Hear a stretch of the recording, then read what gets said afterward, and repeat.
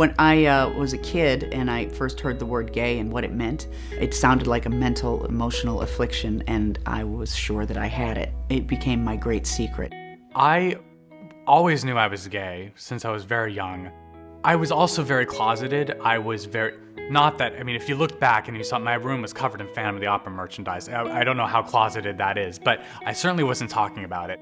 I had a hard time. I was bullied a lot in school. I actually had to change schools in 8th grade because the bullying got so bad I had to go to a different school.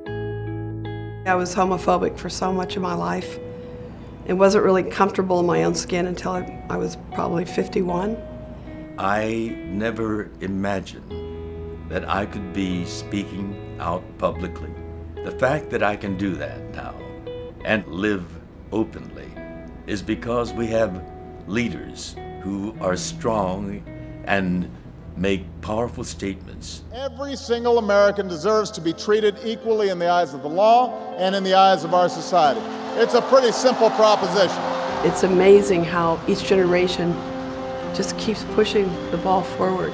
President Obama has pushed it forward faster than any time in the history of our community. He's hired more gay and lesbians in his administration than any other sitting president. He repealed Don't Ask, Don't Tell. For we are not a nation that says, don't ask, don't tell.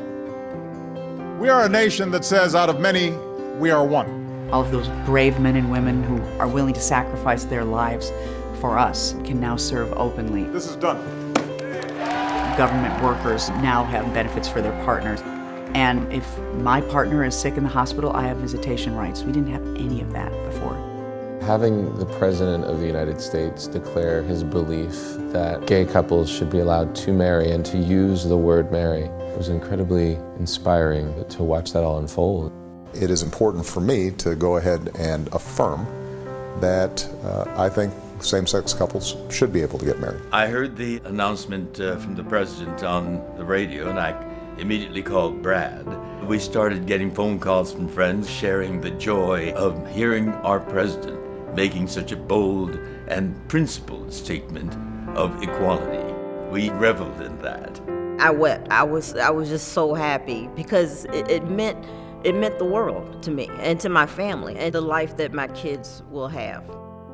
Alana Kloss and I have been together about 33 years. In the old days, we always hid.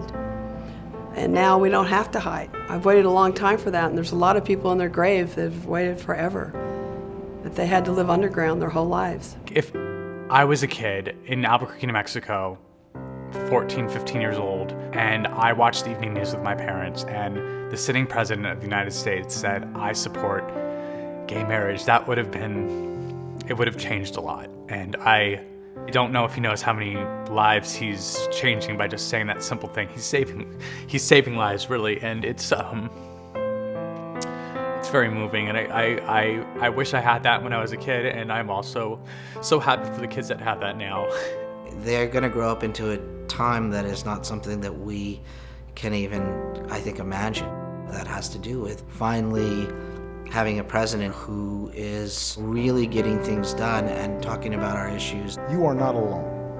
There are people out there who love you and care about you just the way you are. I was really very grateful to him for standing up for those kids who are having a really rough time out there because of their orientation. As they're trying to come to terms with their own position in this world, that they might be able to do it with a little bit less separation, alienation, that brings me more joy than anything else. You know, all it takes is someone like Mitt Romney in the White House, and we could roll back rights. We could lose them. He wants to amend the Constitution to say that marriage is only between a man and a woman. There are such extremes of point of view between acceptance and tolerance and growth, and on the other side, small-mindedness and judgment. Thomas Jefferson said, you know, you have to refight this fight with every generation, and it's our turn now. We have to preserve those rights. And when you cast a vote for Barack Obama, you're standing up for those rights.